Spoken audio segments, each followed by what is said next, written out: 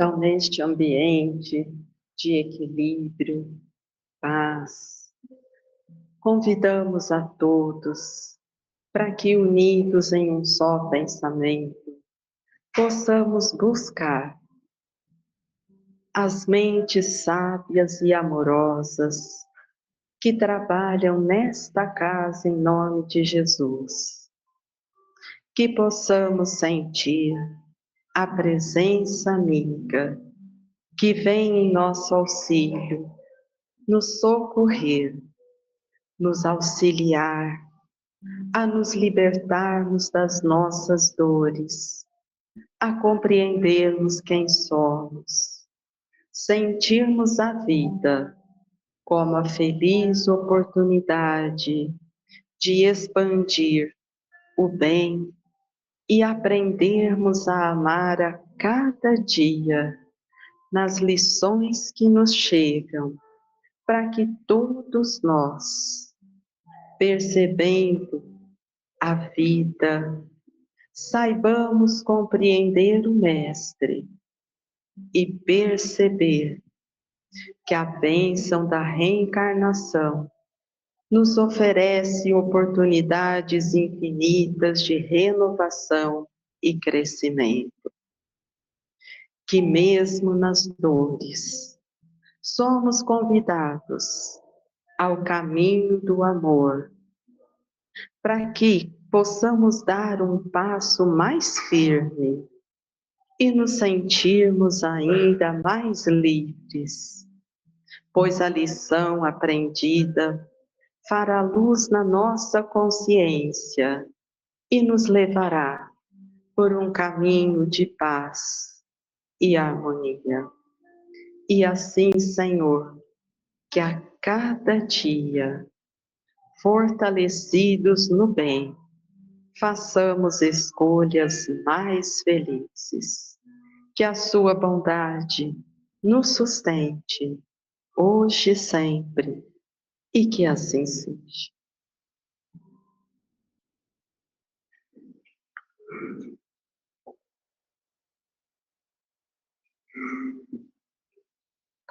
Então, vamos lá.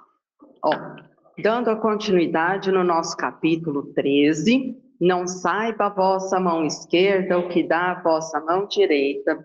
A semana passada, a gente viu algumas definições para a gente começar a entender, mesmo que bem superficialmente, a piedade, porque é uma virtude por nós ainda muito desconhecida, a gente sabe muito pouco, né, dessa piedade.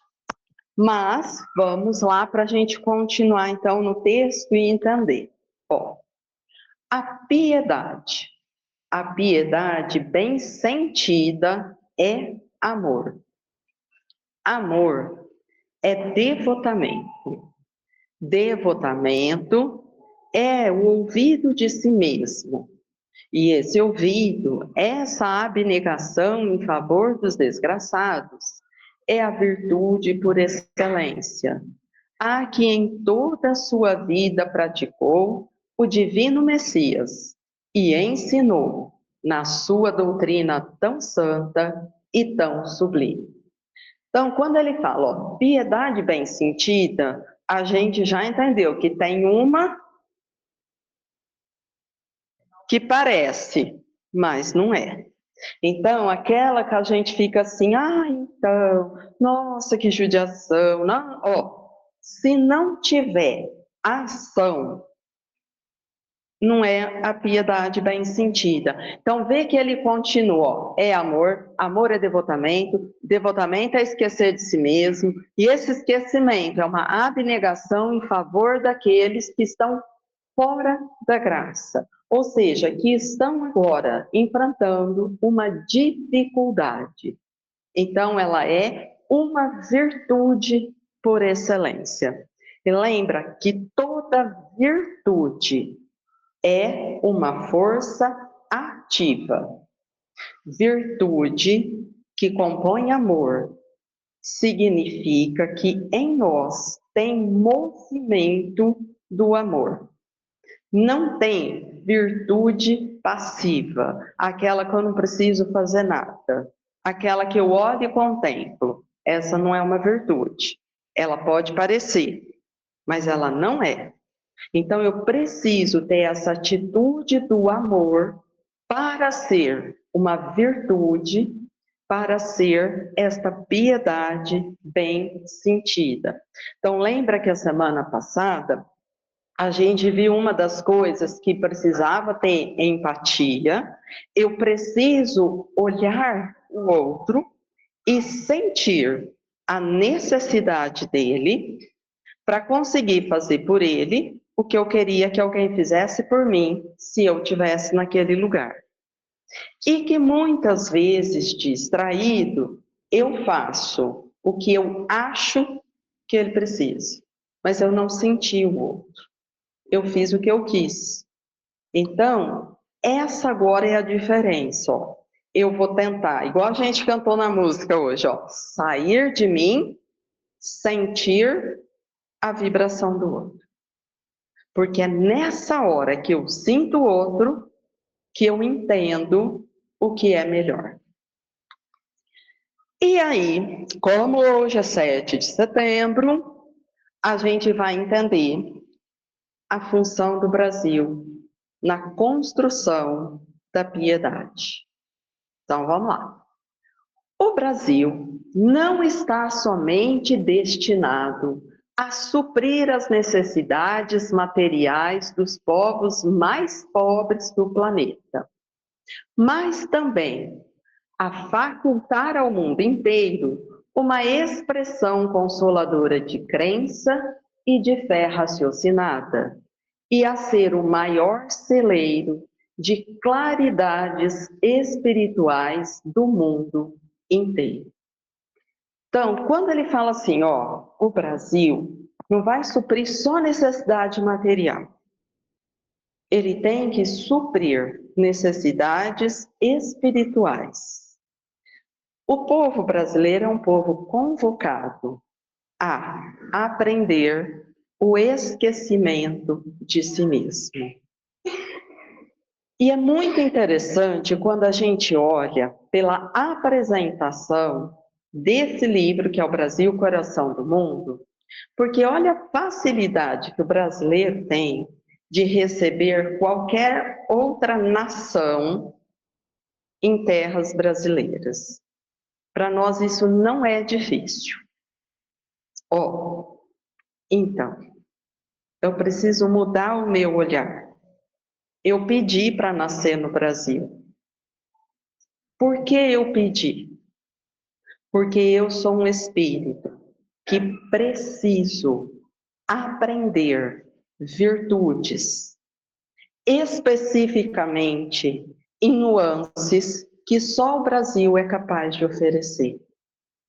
Então, quando eu entendo que para ser feliz eu preciso aprender a compartilhar com o outro, a recebê-lo afetivamente, para que ele sinta que nós somos irmãos, eu começo a me sensibilizar para o que o Cristo ensinou. Agora pensa, em que outro lugar a gente vai aprender isso nessa intensidade? Então, olha só, talvez se eu fico elaborando planos de ir embora, é porque, como a gente cantou hoje, Jesus diante de olhos quase cegos, eu não me enxerguei ainda. Eu acho que eu não preciso daqui. E a soberba é tão grande que eu acho que o Brasil é que precisa de mim. Eu preciso dele. Os contrastes sociais, a dor do meu caminho me sensibiliza para que eu tome coragem e vença a inércia proposta pelo meu orgulho, pelo meu egoísmo. E comece para ontem a aprender a amar. porque esta pátria tem um compromisso com o mundo, que é entregar as claridades do Evangelho. Mas como tudo tem uma lei, se nós não fizermos por merecer, como em outro tempo a Palestina perdeu esse lugar, nós também podemos perder. Porque as coisas têm que acontecer. O trabalho é oferecido e feliz daquele que aceita trabalhar e aprender o amor. Mas quando eu não quero, a lei respeita e não impõe, mas ela oferece esta sublime oportunidade para aqueles que de boa vontade querem este trabalho de aprender a amar. Então, quando a gente vê esse chamamento do Evangelho, a gente precisa entender, o quanto ser brasileiro é importante. Já nascer num país que tem, por cultura, ser mais afetivo, aberto, aceitar diferenças, se misturar com outras raças com mais facilidade. Mas não significa que nós somos livres de preconceitos. Não significa que nós somos espíritos bons. Significa que fomos sensibilizados e estamos prontos para aprender, desde que queiramos. Porque ninguém vai ser obrigado. Então, é uma sensibilidade.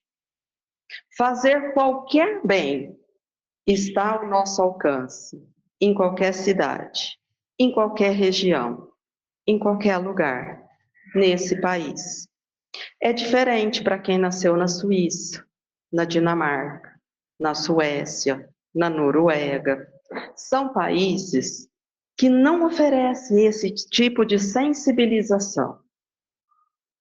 É hora daqueles espíritos realizarem outras conquistas, muito diferentes da que esta pátria oferece. E a pergunta é: hoje nós nos dedicamos a aprender a amar ou alimentar a revolta, falando de um lado ou de outro, acusando este ou aquele, cobrando isso ou aquilo, como se uma lei externa fosse implantar o amor no coração dos homens. Mas não aconteceu nem com Jesus presente na terra. Nenhuma lei externa cuida do coração do homem. O homem é que, quando aprende a amar, transforma as leis externas em justas. Cuida do mais fraco, ampara o mais frágil, e não o contrário. Então, a pergunta, para nós que nos esforçamos para aprender o Evangelho, é: a que eu tenho me dedicado no dia a dia? Qual aprendizado eu enfoco? Porque senão eu continuo de olhos quase cegos, falando coisas, quando na hora de efetivar eu não as faço, porque eu falo de coisas que são totalmente desajustadas com a lei de Deus. E isso nós precisamos cuidar.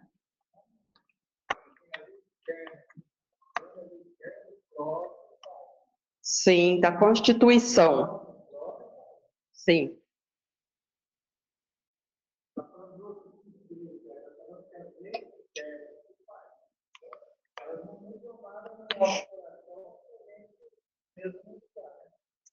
Jesus transplantou da Palestina para a região do Cruzeiro a árvore magnânima do seu evangelho, a fim de que os seus rebentos delicados florescessem de novo, frutificando em obras de amor para todas as criaturas.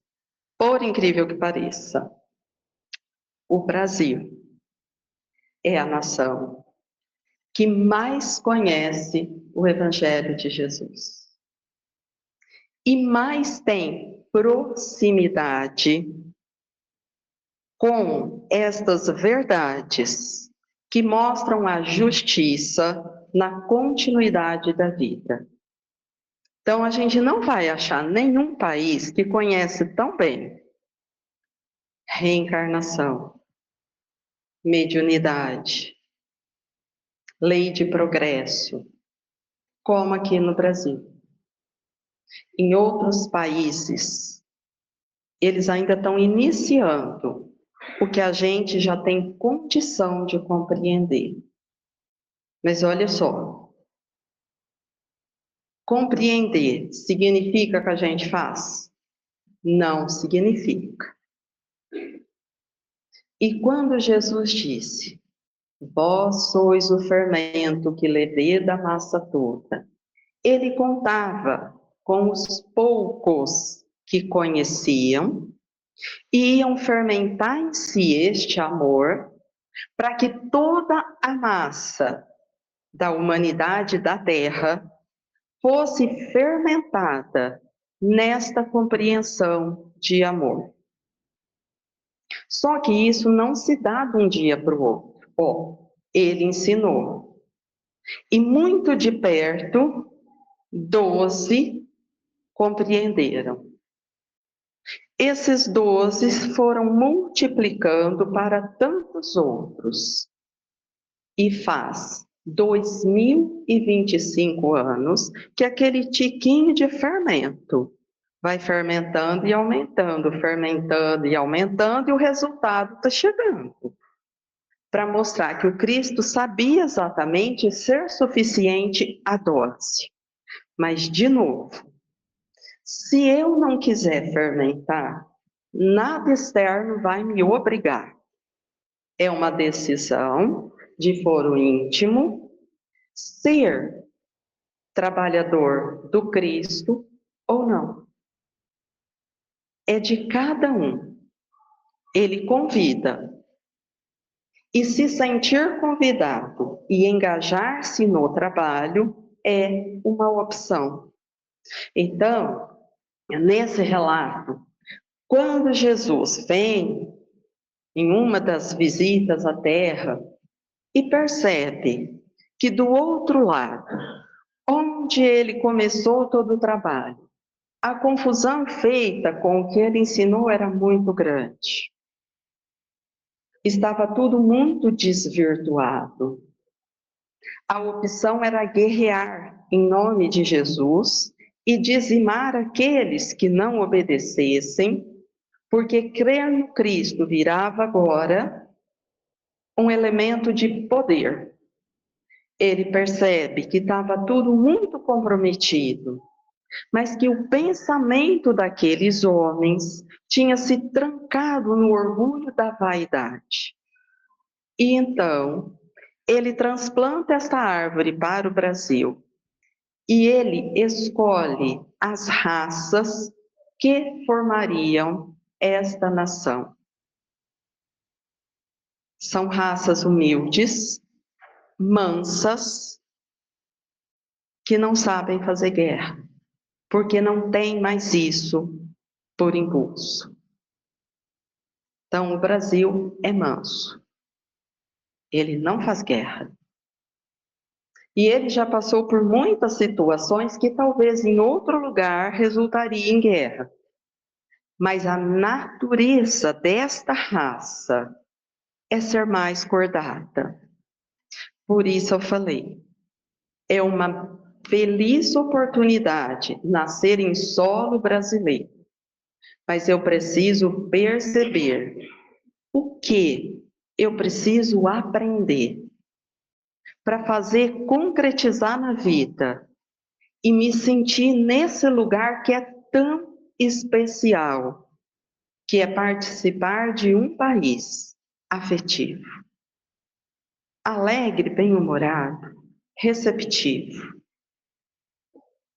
que se fizer alguns ajustes em valores para ficar um tantinho mais austero, mais comprometido, vai mostrar ao mundo o compromisso que tem e que foi escolhido pelo Cristo para levar adiante.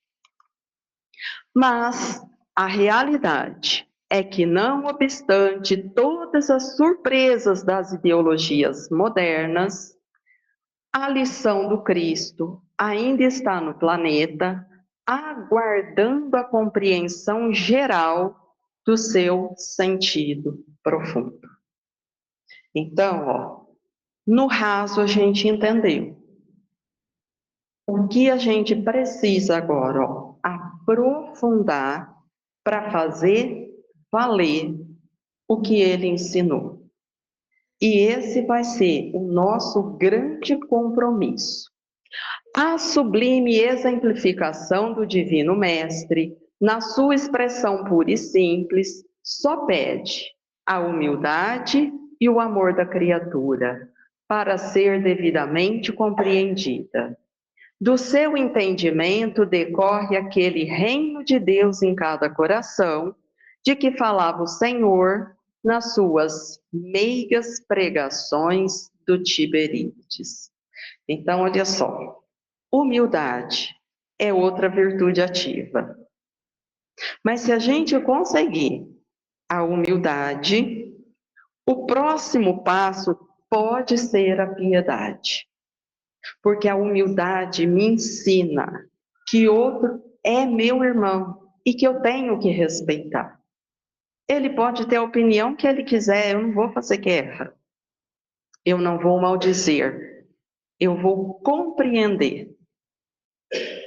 Assim como Jesus respeitou e compreendeu a escolha de cada um. E o tempo vai mostrando o melhor caminho a seguir, mas desde que ele tenha alguém para mostrar o caminho. Então, quando a gente já conhece, a responsabilidade é maior, porque nós precisamos desse empenho, dessa dedicação em fazer aquilo que a gente já entendeu do Evangelho, para construir no nosso coração o reino de Deus. Mas o que é o reino de Deus? Um reino de paz, equilíbrio e harmonia. Ah, é isso que a gente está falando, era nova. Só vai ter era nova quando nós instalarmos o funcionamento da era nova em nós. E todo mundo junto, funcionando nesse tom da era nova, um tempo novo começa.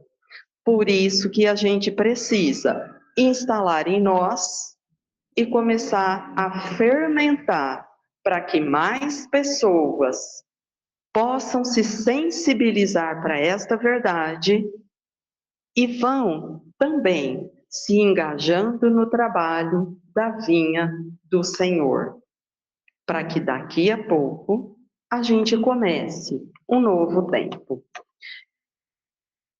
E aí a fala de Jesus, para esta terra maravilhosa e bendita será transplantada a árvore do meu evangelho de piedade e de amor. No seu solo dadivoso e fertilíssimo, todos os povos da terra aprenderão a lei da fraternidade universal. Sob estes céus serão entoados os hosanas mais ternos à misericórdia do Pai Celestial. Então, isso está lá no Brasil, coração do mundo, que é a fala de Jesus, quando decidiu que era nessa característica. Agora, pensa só. É um país de paz. Então, que pelo menos os que conhecem o Evangelho nunca mais alimente essa história de morte, prisão perpétua, dilacerar irmão como forma de punição para aprender o quê? Aprender violência? Não. Brasil é para perder a paz. é para praticar um evangelho de piedade e amor. Então, mas na melhor escola são matriculados os alunos que têm mais dificuldade. Porque quanto mais recurso tem a escola, mais capaz ela é de acolher quem não sabe e precisa aprender. Então, ao invés da gente reclamar do irmão que não aprendeu, eu preciso perguntar: será que o compromisso de ensinar não é meu? E eu devia ensinar a paz e eu estou querendo ensinar violência. Eu estou desejando o mal. Ou seja, eu estou desencontrando do compromisso que o Cristo definiu para este país. Então, que a gente possa despertar e entender o nosso compromisso é ensinar a lei de Deus. E onde ela estiver, a organização funciona. Mas eu preciso fazer a minha parte. Ah, mas e o outro? Ó, o outro precisa ser sensibilizado. Eu não sei se ele já aprendeu. E eu preciso ter esse cuidado, porque às vezes o compromisso de ensinar é meu e eu não estou querendo fazer. E a gente foi convidado para esse trabalho. E aí, continuando a piedade, ele fala assim, ó, lá no texto: quando esta doutrina, a de Jesus, for restabelecida na sua pureza primitiva, quando todos os povos se lhe submeterem, ela tornará feliz a terra, fazendo que reinem aí a concórdia, a paz e o amor. Mas vê que ele fala assim, ó, o que Jesus ensinou precisa ser restabelecido, porque estabelecido já foi. Aí a gente bagunçou, jogou tudo fora, tudo por terra e fez outra coisa. Agora ele fala assim, ó, então, agora precisa restabelecer lá no primitivo, do jeito que Jesus ensinou. Porque ele não ensinou que era para dar poder, para dar riqueza, ele ensinou que era para amar o próximo. E isso foi sendo ajeitado para ficar de acordo com o orgulho do homem, que queria riqueza e poder. E aí começaram a fazer guerras santas em nome do Cristo, para ter mais riqueza e mais poder. Mas não era nada disso que ele tinha ensinado. Então, a convocação do texto da piedade é para a gente voltar e restabelecer do jeito que Jesus ensinou.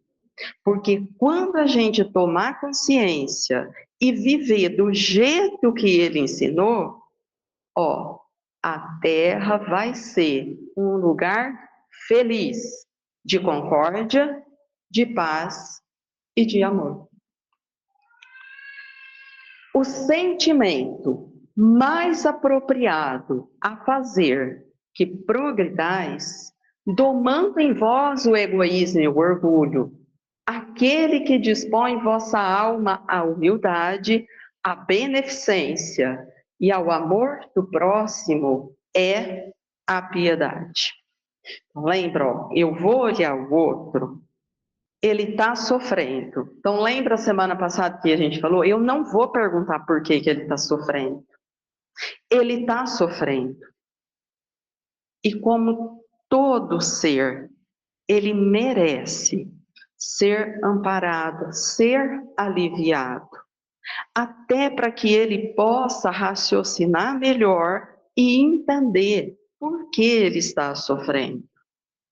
Porque a piedade me mostra que o outro é meu irmão e que se eu tivesse sofrendo por qual fosse o motivo, eu gostaria muito que alguém me ajudasse, me retirasse daquele sofrimento, me desse a chance de ver por outro ângulo, para eu refazer meu caminho. Então, no texto da piedade, ele já fala, ó, o que mais vai nos sensibilizar para esse caminho da humildade, de sair desse egoísmo que quer guerrear com o outro, é a piedade. Entender Ó, esse momento errou. Mas se ele for sensibilizado e alguém ensinar, ele aprende. Porque, gente, pensa só, faz 2025 anos que Jesus ensinou sobre o perdão. A gente já perdoa? Já imaginou se ele desistisse na terceira vez, falar, terceira vez, não vai, não fez, deixa, vai aprender não. Ó, ele está esperando a gente amadurecer, errar, sofrer, para a gente pôr nós mesmos, falar, é mesmo. Esse caminho de mágoa, de ressentimento, só me faz mal. Então eu preciso aprender. E ele espera, e estimula, traz outra oportunidade.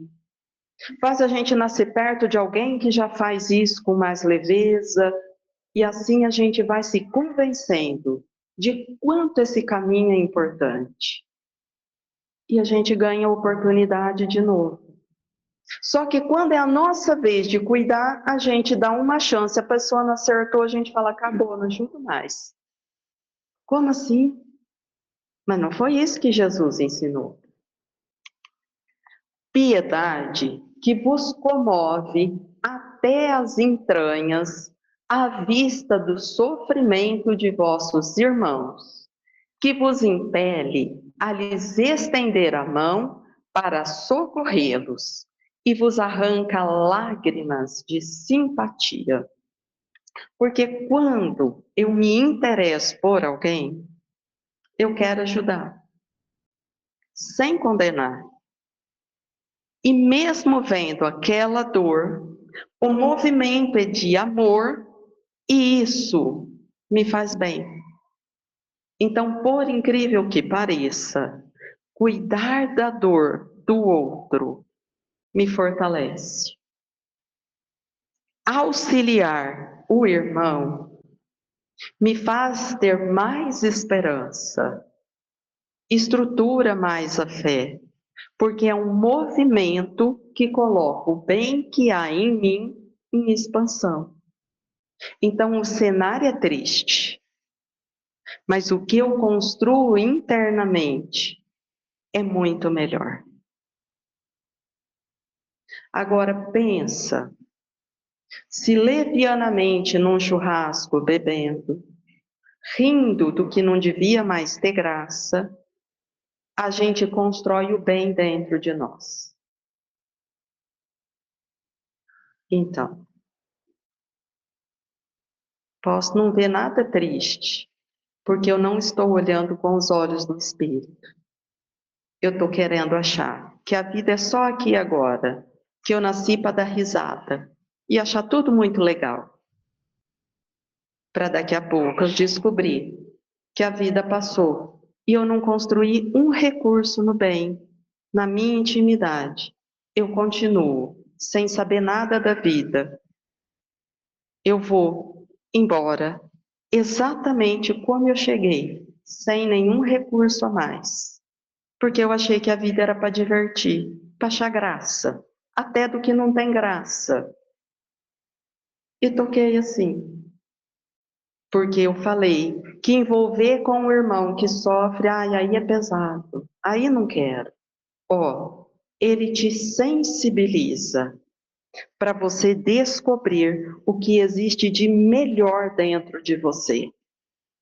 Ele te ajuda a oferecer e colocar em movimento o amor que você já conquistou.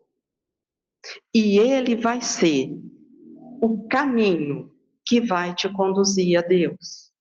Porque ele te dá a chance de mostrar que você já é capaz de amar e sentir simpatia só por ele ser seu irmão, sem nenhuma cobrança. E isso é remédio para a nossa alma. Nunca, portanto, abafeis nos vossos corações essas emoções celestes.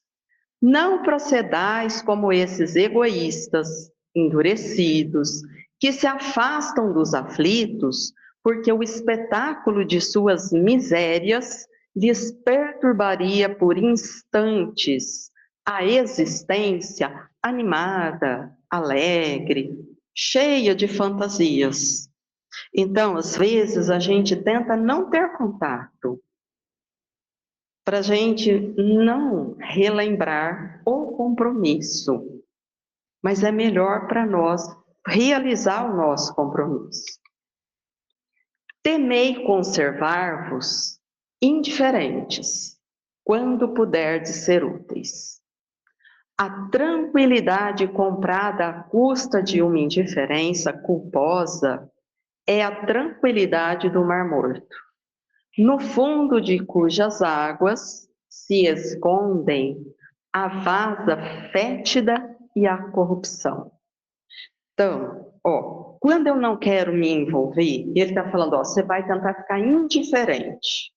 Eu não quero ver, eu não quero contato. Ok, parece que está tudo bem. Mas eu não expandi o bem dentro de mim. Então, eu só estou me isolando daquilo que ia me tirar da zona de conforto. Só que daqui a pouco, no meu caminho, eu vou ser convidada para algumas situações. Porque no mundo de prova e expiação, o que é natural ter no caminho? Isso mesmo, prova e expiação. Mas se eu não desenvolver recursos, eu vou ser pega sem estar com meu instrumento afiado para o trabalho importante para mim. E se eu tivesse saído da indiferença, eu já teria trabalhado.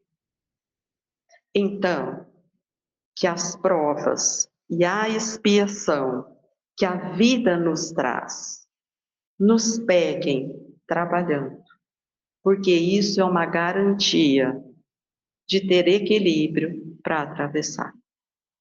Porque quando nos pega distraídos e ociosos, o abalo é muito grande.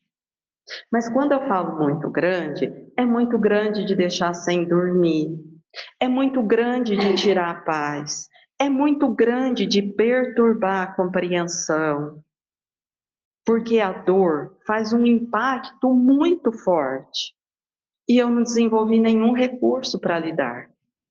Não porque eu não tive oportunidade de desenvolver recursos, mas porque eu achei mais interessante me isolar na indiferença e ficar no famoso mar de rosas.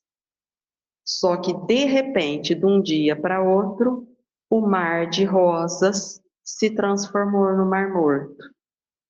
E o abalo da vida remexe o fundo desse mar e traz a dor, a dificuldade, que estava ali quieta e que agora vai me atormentar. Por isso ele convida para a gente não ficar na indiferença e sair para sentir o outro. Grande, porém, é a compensação quando chegais a dar coragem e esperança a um irmão infeliz que se internece ao aperto de uma mão amiga e cujo olhar, úmido por vezes de emoção e de reconhecimento, para vós se dirige docemente, antes de se fixar no céu, em agradecimento por lhe ter enviado um consolador, um amparo. Então, olha só, o que a gente pode é muito pouco, mas às vezes esse pouco alivia a dor do outro e ele vai lembrar com gratidão. E ele vai nos fortalecer.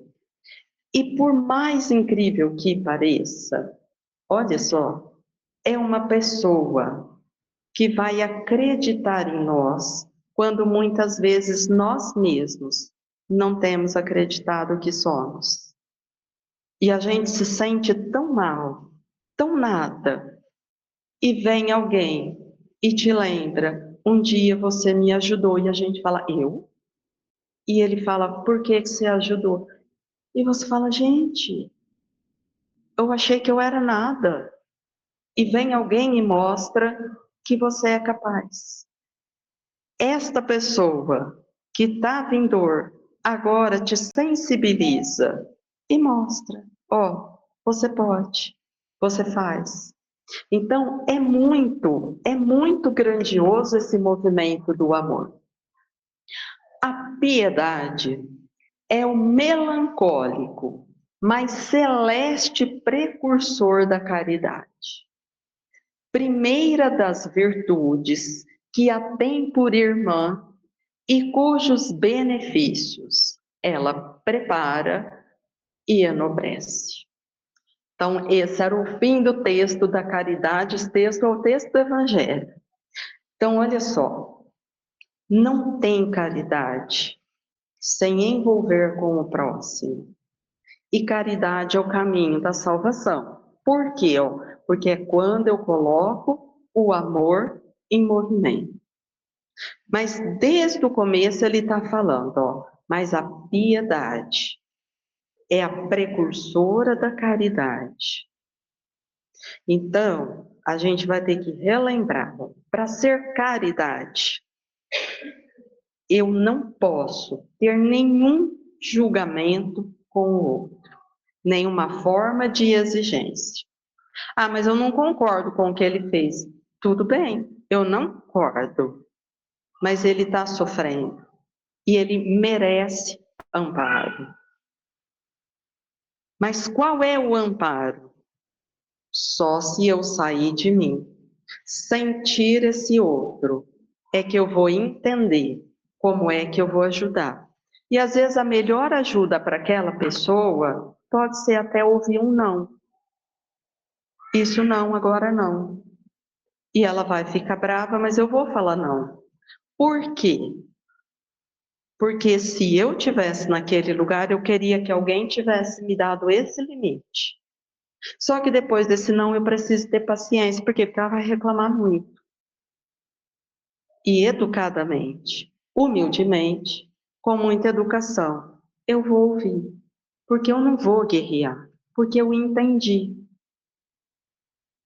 Mas pode ser que em outro momento vai ser um sim, mas vai me dar muito trabalho. Porque eu vou precisar caminhar junto com esse sim. Eu vou ter que dedicar um tanto a essa situação. E vou ter que abrir mão de coisas e priorizar outras. Mas se aqui não for sim, não foi piedade, não vai ser caridade. Então, não é de qualquer jeito, é do jeito que eu gostaria que a mim fosse feito. Por quê? Porque essa é a piedade.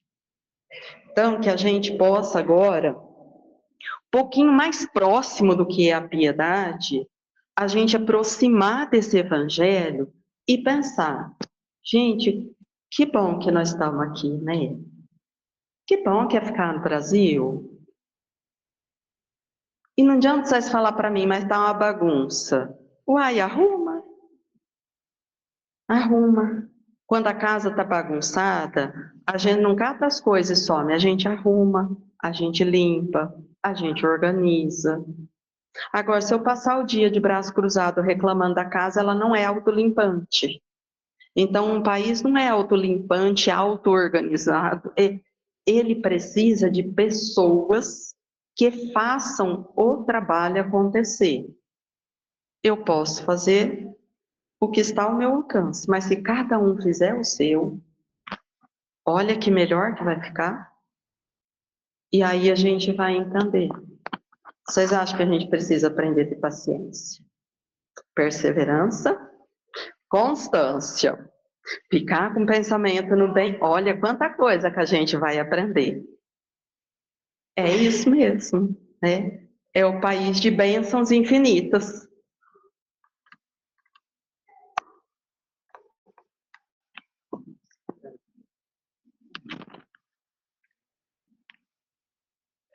Eu só queria falar um pouquinho da questão.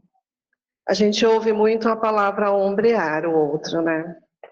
E eu acho que em tempos de redes sociais, WhatsApp, a gente tem muito essa dificuldade de se aproximar do outro. E eu falo dessa aproximação mesmo, de estar aqui, ó, do lado dela, né? E para mim, eu falo por mim, é uma dificuldade muito grande. E eu acho que eu tenho me esforçado nesse sentido e falar para vocês que é importante e que dá resultado. Às vezes não precisa de muita coisa. É você sair da sua zona de conforto, da sua casa e fazer uma visita, que é uma coisa que está tão fora de moda, né? E eu acho que e assim, sentar lá do lado do outro, mesmo que você está desconfortável, porque eu acho que para mim ainda é desconfortável, mas faz uma diferença tão grande, Lu, que aí você fala, nossa, é importante mesmo, é você estar com o outro. Eu desliguei? Não sou da tecnologia. Então, é isso. Eu tenho tido algumas pequenas experiências, assim, à custa de muito esforço. Sabe aquela coisa do antigamente? Ah, eu vou lá passar na sua casa, vou deixar uma sopa e já vou embora. E eu acho que isso que a gente está esquecendo de fazer. Nesses tempos, a gente manda um WhatsApp e tá tudo certo, né?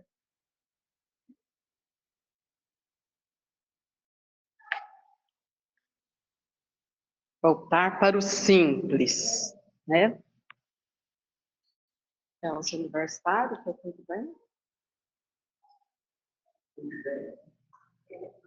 Tudo certo? Alguém quer perguntar, fazer alguma colocação? Tudo certo, meu povo? Então, pronto.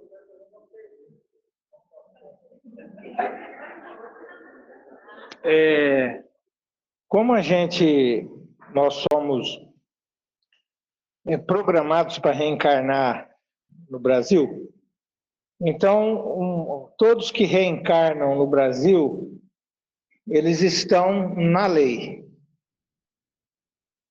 Quem sai do Brasil, sai da lei.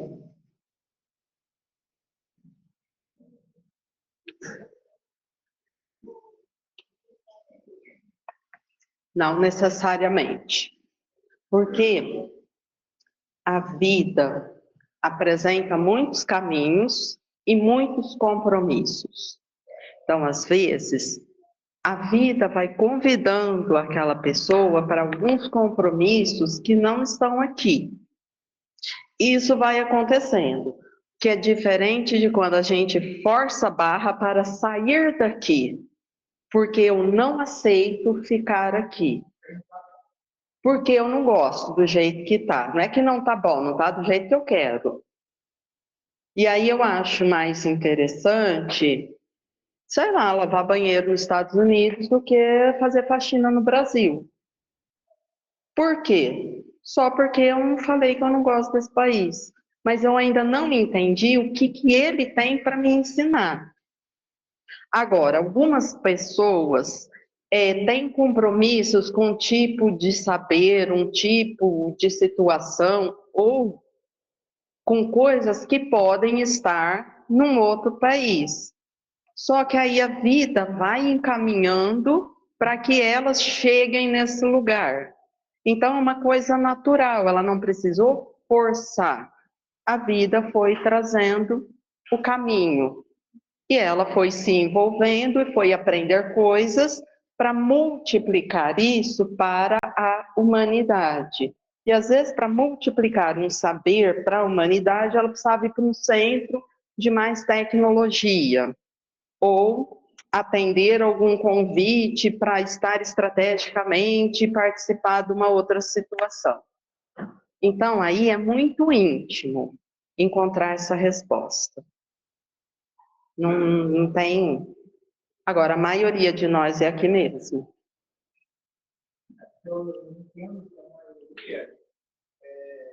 A maioria é aqui. A maioria de nós que reencarnamos aqui é para a gente continuar aqui. Lógico que tem exceções, às vezes um conhecimento que precisa ser passado para outros países e que essa pessoa precisa se demorar bastante nesses outros países, porque não é um conhecimento simples, ou adquirir um conhecimento para terminar, às vezes, trabalhos que precisam ser terminados, que serão progressos para a humanidade, né? Então, acho que isso é um grande alerta para a gente também, né? Como foi tocado hoje na questão do Brasil, para a gente pensar nisso, né? O que nos incomoda nesse país? E outra coisa que eu achei assim, bem interessante que você falou, a gente, na família da gente, a gente sempre quer que a mãe e o pai arrumem a casa, né? A gente quer sempre que a mãe e o pai.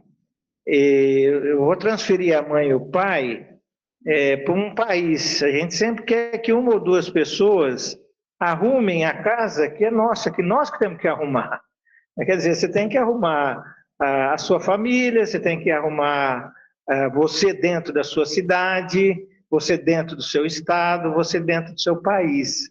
Porque não tem como alguém arrumar para nós alguma coisa que cabe a gente arrumar, né? Então a gente tem que estar sempre ajudando. Eu vejo muito isso, às vezes, em coisas pequenas, né? Às vezes tem uma praça perto da casa da gente e, às vezes, a gente não tem um olhar nenhum para aquela praça. Se às vezes a árvore está morrendo e está precisando de um balde de água, e sei lá, a prefeitura, ou sei lá, o órgão, não viu aquilo, não enxergou aquilo, a gente deixa morrer, mas a gente não vai lá, pega um balde de água e joga na árvore, para ela não morrer. Então é nesse sentido que eu estou falando, né? A casa é de todos nós, e todos nós precisamos ter um movimento em relação a ela, né?